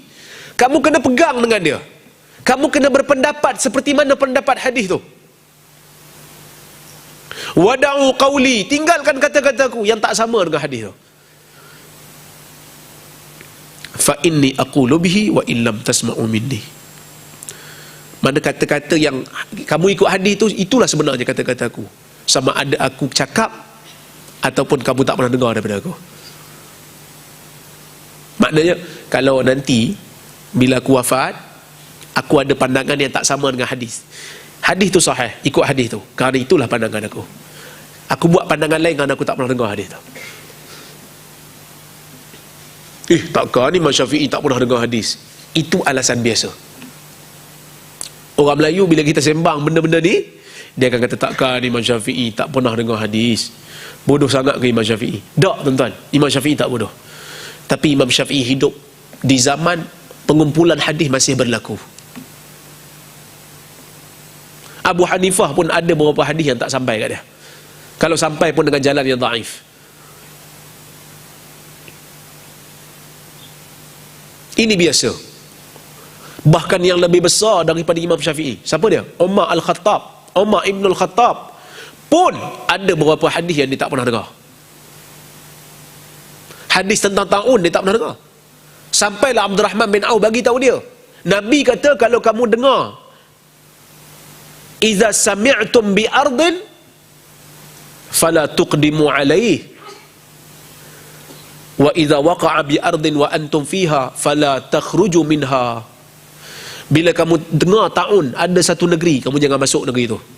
Bila kamu ada satu tempat kena ta'un kat situ, jangan keluar daripada situ. Nabi nak kuarantin. Nak kuarantin ta'un ni, wabak ni, supaya tak merebak. Kalau satu tempat kena ta'un, kita kat luar, jangan pergi. Kalau tempat tu dah kena, kita duduk dalam, jangan keluar. Nanti kita merebakkan wabak. Hadis ni Umar tak pernah dengar. Sampailah Abdul Rahman bin Auf bagi tahu dia, baru dia dengar. Benda biasa, tuan-tuan. Manusia. Ustaz cakap ni ustaz hebat sangat apa? Daripada Syafi'i? Tak, tuan-tuan. Jangan bandingkan saya dengan Syafi'i. Ada orang kata, Imam Syafi'i kata, "Iza sahal hadis fahuwa mazhabi." Bila sahih satu hadis tu mazhab aku. Tapi nak mensahihkan hadis tu bukan ustaz. Yang nak sahihkan hadis tu ulama yang sebanding Syafi'i. Kita kata ya. Setakat saya belajar hadis, tuan-tuan, saya tak pernah hukum hadis atas diri sendiri. Mana bukan saya yang pergi nilai hadis tu. Kerana orang hari ni bila nilai hadis, dia mesti bertaklid dengan mana-mana imam hadis. Sama ada imam hadis dah bagi tahu hukum hadis tu secara pasti. Hadis ini batil, hadis ini maudhu', hadis ini palsu. Seperti mana yang dibuat oleh Ibnul Jauzi, yang dibuat oleh Az-Zahabi, yang dibuat oleh Ibn Qayyim Al-Jauziyah, yang dibuat oleh As-Suyuti, yang dibuat oleh Ibn Iraq Al-Kinani. Sama ada dengan cara tu, kita shortcut, pergi terus. Ulama tu dah hukum palsu dah. Yang mana ilmu mereka diiktiraf oleh umat. Bukan saya yang buat. Bukan ustaz-ustaz belajar hadis hari ni yang buat. Ataupun kita hukum hadis tu palsu. Macam mana ustaz nak hukum hadis palsu, ulama lain tak hukum? Dengan kita rujuk perawi-perawi hadis dalam kitab-kitab ulama hadis sebesar Imam Syafi'i. Siapa dia? Contohnya macam Abu Hatim Ar-Razi, Al-Imamul Bukhari, Ibn Hajar Asqalani, Yahya bin Ma'in, Imam Ahmad bin Hanbal. Mereka ini mengkritik perawi-perawi itu. Jadi bila ada satu riwayat datang daripada jalan perawi itu semata dan dia dinilai pendusta oleh ulama-ulama hadis, maka kita nak kata apa, tuan-tuan? Palsu. Saya ke yang buat penilaian tu? Tak. Saya cuma bagi keputusan dia. Yang buat penilaian tu ulama-ulama hadis. Kerana kita ni tak hidup zaman riwayat, kita tak kenal perawi. Ulama hadis yang buat. Habis tu ustaz hebat lagi pada Imam Syafi'i? Tak. Kerana kita mengambil pandangan orang yang lebih kurang hebat dia macam Imam Syafi'i. Fahami betul-betul, tuan-tuan, isu. Kita bukan nak tunjuk pandai, tak. Imam Syafi'i dengan kita jauh beza. Jauh beza. Tetapi Imam Syafi'i tak pernah suruh kita ta'assub dengan pandangan dia. Tidak masalah kita nak bermazhab. Tapi bila mana ada satu isu yang kita tengok mazhab yang kita pegang tidak bersama dengan dalil, maka kita tinggalkan mazhab kita dalam isu tu. Seperti mana yang dibuat oleh Al-Imam Nawawi. Imam Nawawi dalam beberapa masalah dia keluar daripada mazhab Syafi'i. Tentang baca sendiri Al-Majmu', tentang akan jumpa tonggak mazhab Syafi'i yang dipanggil sebagai mujtahid mazhab.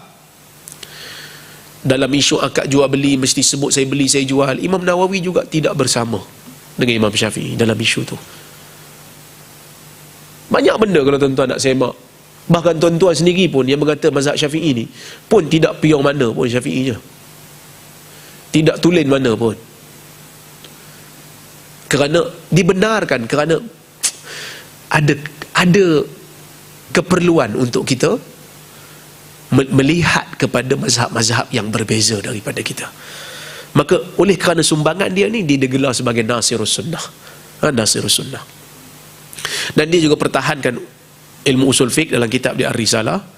Dan kita pergi kepada tokoh yang kedua dalam itu Imam Ahmad bin Hanbal. Kata Qutaibah bin Sa'id, "Iza ra'aita ar-rajul yuhibbu Ahmad ibn Hanbal fa'lam annahu sahibu sunnah wa jamaah."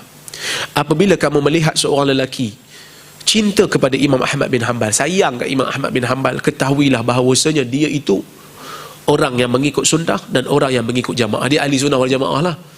Kerana orang yang benci kepada Imam Ahmad ni biasanya Khawarij, biasanya Syiah. Kata Falas, ulama hadis, dia kata, "Iza ra'aita ar-rajul yaqa'u fi Ahmad bin Hanbal fa'lam annahu mubtadi' dal." Ketahuilah apabila ada seorang lelaki tohmah Ahmad bin Hanbal, ketahuilah bahawasanya dia itu kaki bid'ah dan sesat. Kerana Imam Ahmad digelar sebagai imam ahli sunnah. Kalau Imam Syafi'i digelar sebagai Nasirus Sunnah, Imam Ahmad digelar sebagai imam ahli sunnah. Sebab apa dia imam ahli sunnah? Kerana Imam Ahmad diuji oleh Allah. Dia hidup di zaman Khalifah Al-Ma'mun yang bermazhab Khawarij, yang mana dia kata Quran itu makhluk. Imam Ahmad pertahan akidah ahli sunnah yang kata Quran bukan makhluk, Quran kalamullah. Maka semua ulama zaman dia, ulama ahli sunnah zaman dia, semua guna taqiyah. Bukan taqiyah Syiah tu. Bukan taqiyah. Dia guna ma'arid, tauriyah. Tauriyah, menggunakan helah untuk melepaskan diri mereka daripada ditangkap dan diazab oleh pemimpin Khawarij, iaitu Al-Ma'mun zaman tu. Tapi Imam Ahmad dan ada seorang lagi ulama, Muhammad bin Nuh, dua orang ni je yang pertahankan akidah ahli sunnah. Kerana mereka bimbang, kalau mereka pun guna helah, nanti masyarakat akan turut binasa. Kena pertahankan kebenaran ini, kena pertahankan akidah ahli sunnah ini, kembalikan orang kepada ahli sunnah.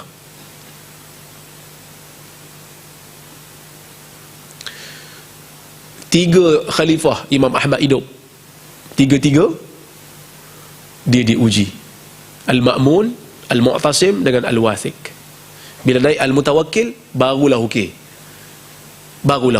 Maka Imam Ahmad digelar sebagai imam ahli sunnah. Itu dalam bab akidah. Dan Imam Ahmad sumbangan dia juga, dia mengumpulkan hadis dalam kitab dia Al-Musnad. Bukan hanya sekadar kitab Al-Musnad. Tuan-tuan tengok apa Abu Zur'ah kata. Qila li Abi Zur'ah, "Man ra'aita minal masyayikh al-muhaddithin ahfaz?" Siapa yang kamu lihat daripada syekh-syekh hadis ini yang lebih kuat ingatannya? Kata Abu Zur'ah, "Ahmad ibn Hanbal." Dia kata Ahmad ibn Hanbal. Huzirat kutubuhu al-yawm alladhi mata fih fabalagat 12 himlan wa idla ma kana ala dhahri kitabin minha hadithu fulan wala fi batnihi sana fulan wa kullu dhalika kana yahfadhuhu min dhahri qalbihi. Ini disebut oleh Ibn Rajab Al-Hambali dalam kitab dia Syarah Ilal Tirmidzi. Dia kata, Abu Zur'ah kata, yang paling hafal dalam yang aku pernah jumpa, ulama hadis paling kuat menghafal adalah Ahmad bin Hanbal. Sebab dia kata, dikira kitab dia pada hari dia mati, Imam Ahmad ni bila dia mati, dikira kitab dia. Berapa kitab dia? Kitab dia penuh bekas yang dia kan dulu orang nak buat kitab atas himar kan. Himar tu dia macam bakul, belah sini ada, belah sini ada. 12 himar tu kitab dia. Yang nak bawa kitab dia tu 12 ekor. Banyaklah. Yang mana dia kata, makana ala zahri kitab minha hadithu fulan. Tidak ada dalam kitab tu, kalau ada hadis daripada seseorang ataupun ada sanad. Sanad fulan tu maksud ada sanad. Semuanya Imam Ahmad hafal dalam jiwa dia. Kitab tu bukan sekadar kitab, dia hafal kitab tu. Baru betul muhaddisin bila hafal beratus ribu hadis digelar ahli sunnah, imam ahli sunnah. Ni kadang-kadang dakwa hafal 100 ribu hadis tapi baca hadis palsu.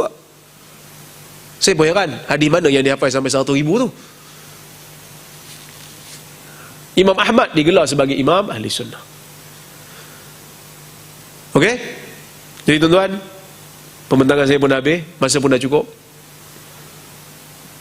Boleh Boleh faham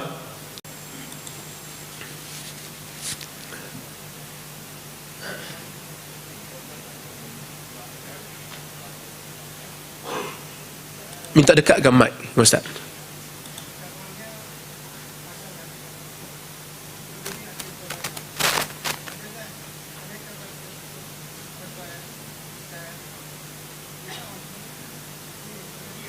Sebuah sekali. Sebab dalam majlis ni ada dia bagi bid'ah hasanah, bid'ah mahmudah, ghairul mahmudah. Adakah tuan setuju? Yang kedua, Allah Subhanahu wa taala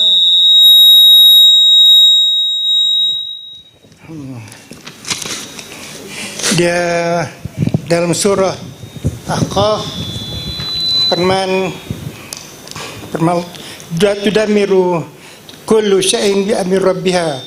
Artinya Allah telah memusnahkan kaum Samud dengan semua sekali. Kalau semua sekali dunia, tapi bukan seluruh dunia, tapi dia khusus, tidak kuliah hanya kepada kaum Samud saja. Habis yang kedua, masalah tajdid. Ya. Masalah tajdid ni dalam perkara khilafiyah masalah basmalah sirran wa jahran, Ya. ataupun masalah bismillah sab'a masani atau tidak. Bagaimana kalau saya nak kemukakan hujah supaya pihak tuan menjelaskan hujah ini?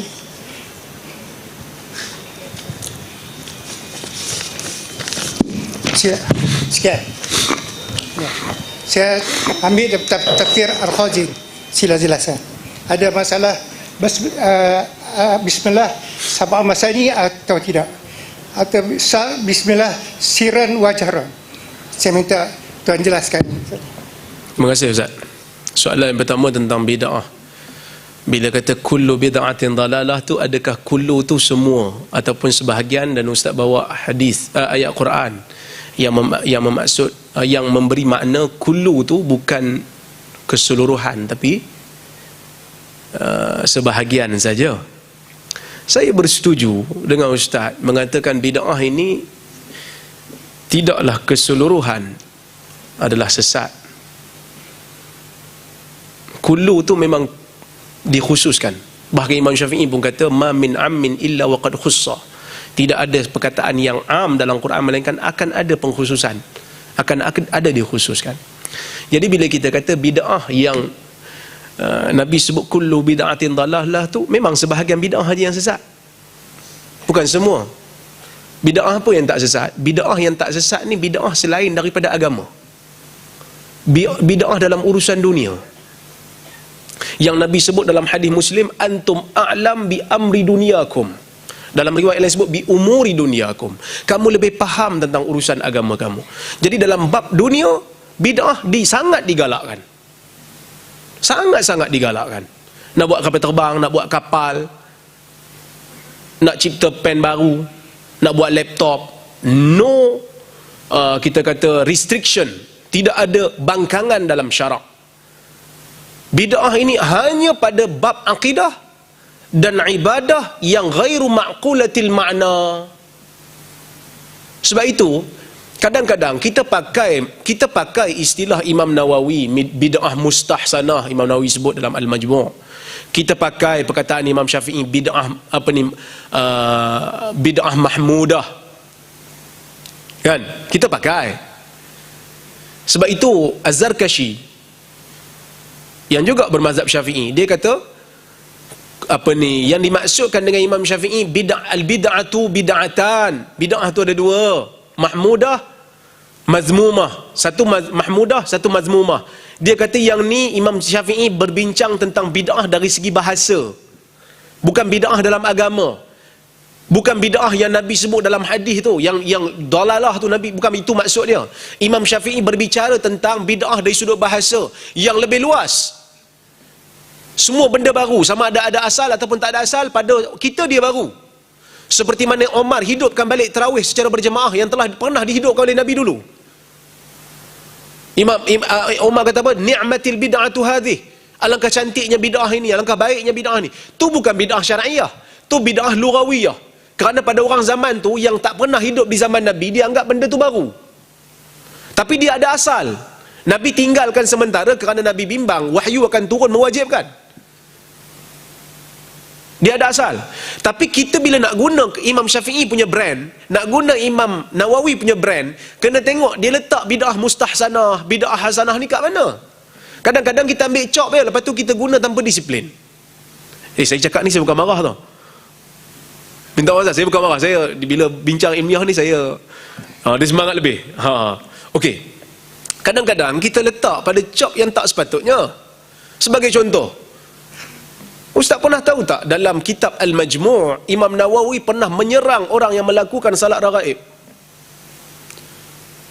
Salat raghaib kalau ikut kaedah orang Melayu, bid'ah hasanah ke bid'ah dalalah? Salat raghaib ni apa dia? Salat raghaib ini ialah salat di Jumaat yang paling awal bulan Rejab, dilakukan Jumaat pertama di antara Maghrib dengan Isyak, 12 rakaat. Salat sunat. Bid'ah hasanah ke dalalah? Kalau ikut kaedah orang Melayu, hasanah lah. Tapi Imam Nawawi kata ini adalah bid'ah qabih munkar. Tuan-tuan buka Majmu'.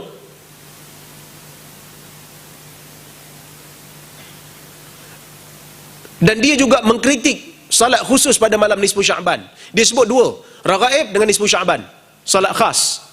Bid'atan munkar, qabihatan munkaratan, dia kata. Dua bid'ah yang buruk dan tercela. Imam Nawawi antara orang yang bahagikan bid'ah hasanah dengan bid'ah dalalah. Tapi dalam bab ni dia kata dalalah.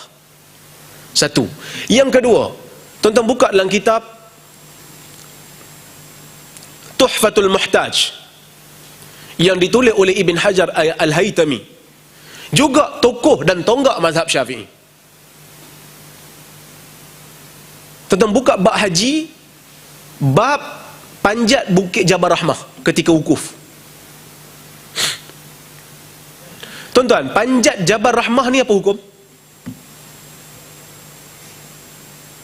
Ku ukir nama di atas batu, di Jabal Rahmah kita bertemu, supaya hatiku dan hatimu tetap bersatu. Kan? Ini semua ayat poyo kan?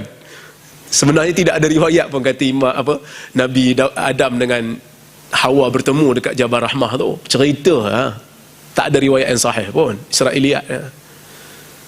Tapi orang di zaman Ibn Hajar Al-Haytami, orang zaman dia dah mula panjat Jabal Rahmah. Masa wukuf dia orang panjat, berebut nak wukuf di atas Jabal Rahmah. Ibn Hajar kata tidak ada sebarang fadilat pun. Bahkan sebahagian ulama Syafi'i macam Imam Nawawi pun dia kata, siapa panjat dengan ada i'tiqad ada fadilat khas, bid'ah.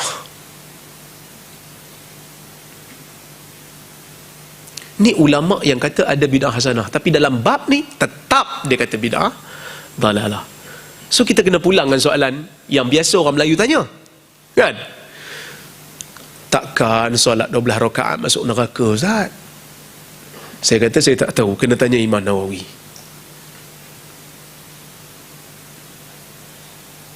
Takkan panjat Jabal Rahmah tiba-tiba masuk neraka sesat, Ustaz? Tanya Ibn Hajar Haytami.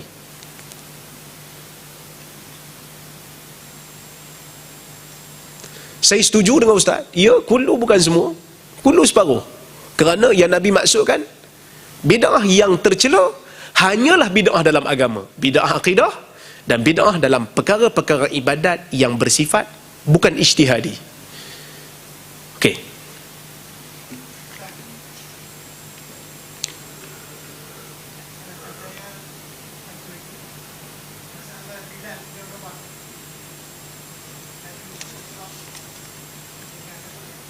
Ya. Aha. Ya.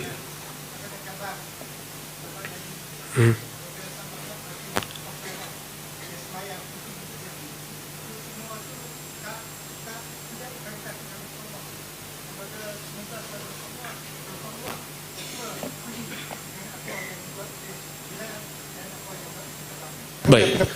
Baik, Ustaz. Terima kasih banyak. Bilal dia solat lepas wudu. Nabi dengar tapak kaki Bilal dalam syurga, kan? Maka ada sebahagian kata, oh, macam tu kita boleh reka lah ibadat. Sebab Nabi bagi kat Bilal. Tuan-tuan, saya nak tanya tuan-tuan, Nabi bagi semua ke dekat sahabat boleh reka ibadat?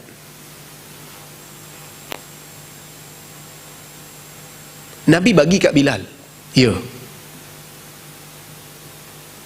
Tapi Nabi pernah tak bagi dekat Ali dan Miqdad. Ketika mana 3 orang, Ali, Miqdad dengan siapa seorang lagi saya lupa, datang jumpa Nabi, seorang nak qiyamul tiap hari, seorang nak puasa tiap hari, yang seorang tak mau kahwin. Nabi kata apa? Faman raghiba an sunnati falaysa minni. Dalam hadis Bukhari, Aisyah kata, manusia di zaman Nabi, kana an-nas kana Nabi SAW idza amarahum bima yutiqun. Nabi bila suruh sahabat buat sesuatu perkara dalam agama ni, Nabi suruh benda yang mereka rasa senang. Ya Rasulullah, lasna ka hayati, kata sahabat, kami bukan macam kamu. Laqad ghafarallahu ma taqaddama min dhanbika wa ma ta'akhkhar.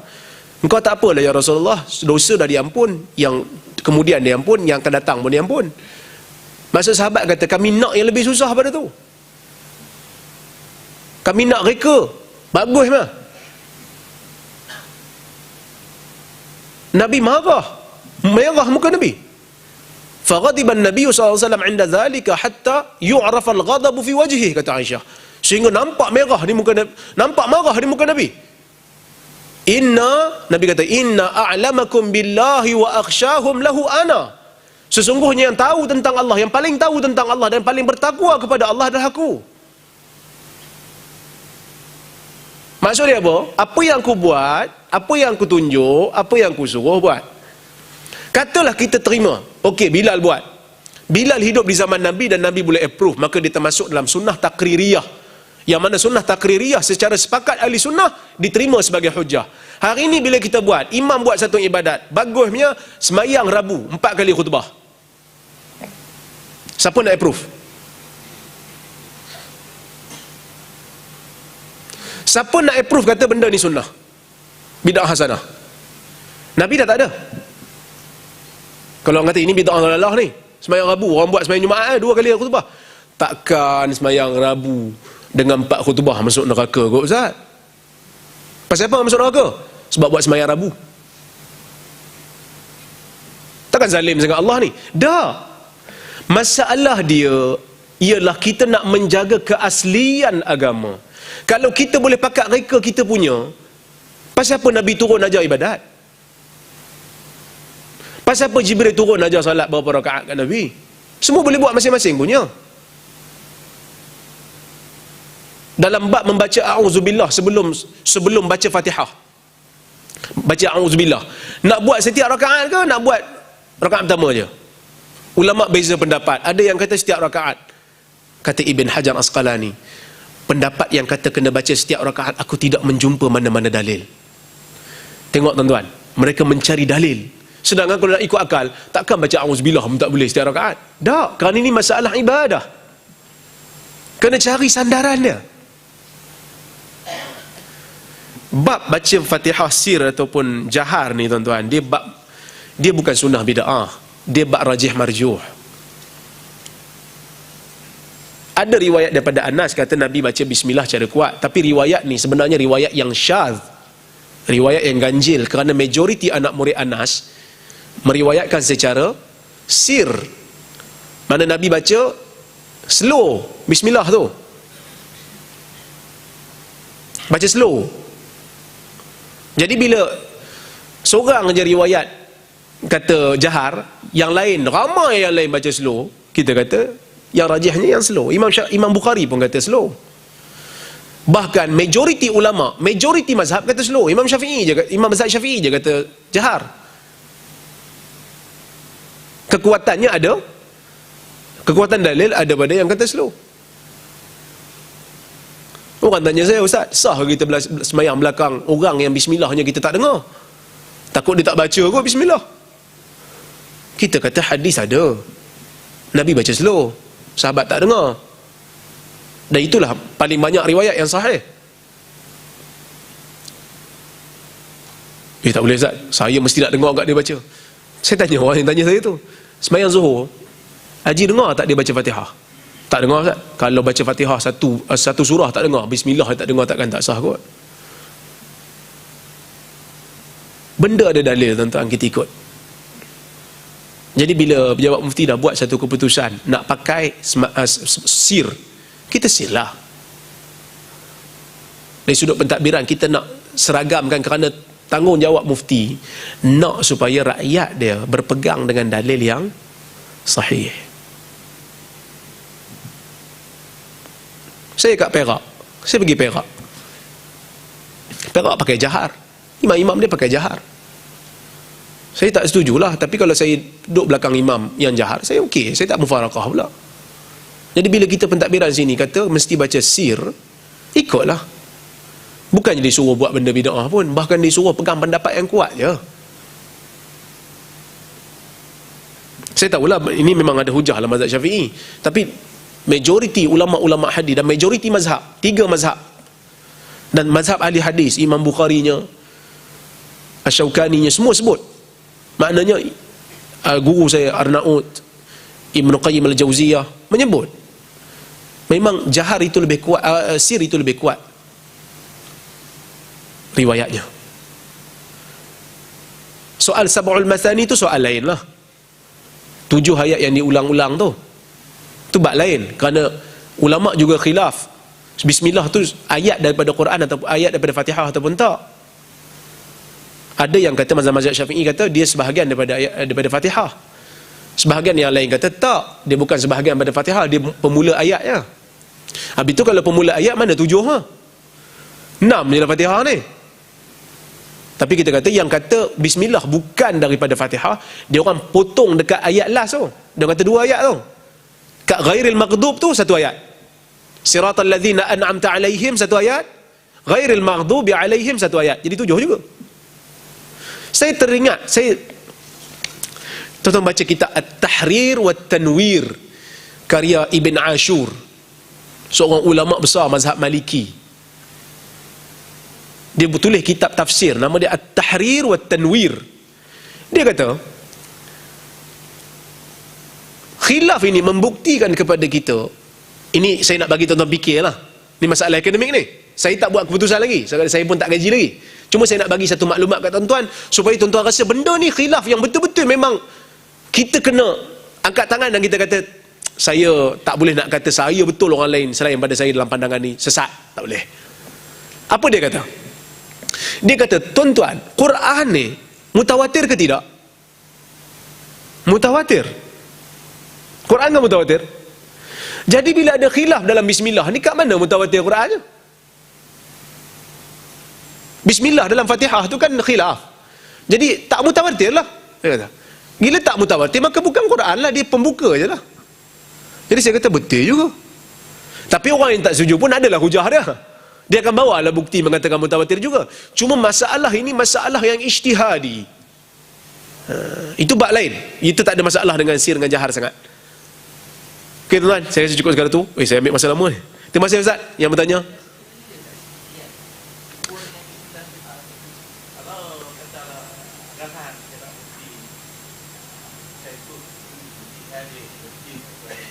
kalau kita buat di tempat lain yang kita post di sini lah. So, yang saya yakin bahawa buat kita buat sama, kita itu cara jahat. Adakah apa pandangan kita hubung dengan perkara ini? Nak buat di tempat lain. Yang ini jahat di sini dan di tempat yang resmi saja. Tapi kita pergi dengan istilah jahat kita buat apa di rumah biasa, kita buat di rumah dengan isteri. Apa pandangan Ustaz? Pun kecerahan. Sekian terima kasih. Orang tak boleh paksa kita nak ibadat dengan cara apa. Kalau kita nak buat di rumah, orang tak boleh paksa. Tapi kalau buat di tempat rasmi yang mana ada peraturan, kita ikut peraturan lah. Tak disuruh untuk kita buat maksiat pun. Wallahualam. Panjang ni. InsyaAllah tuan-tuan bersama Mufti petang ni ada soal jawab lebih panjang. Terima kasih banyak. Assalamualaikum warahmatullahi wabarakatuh.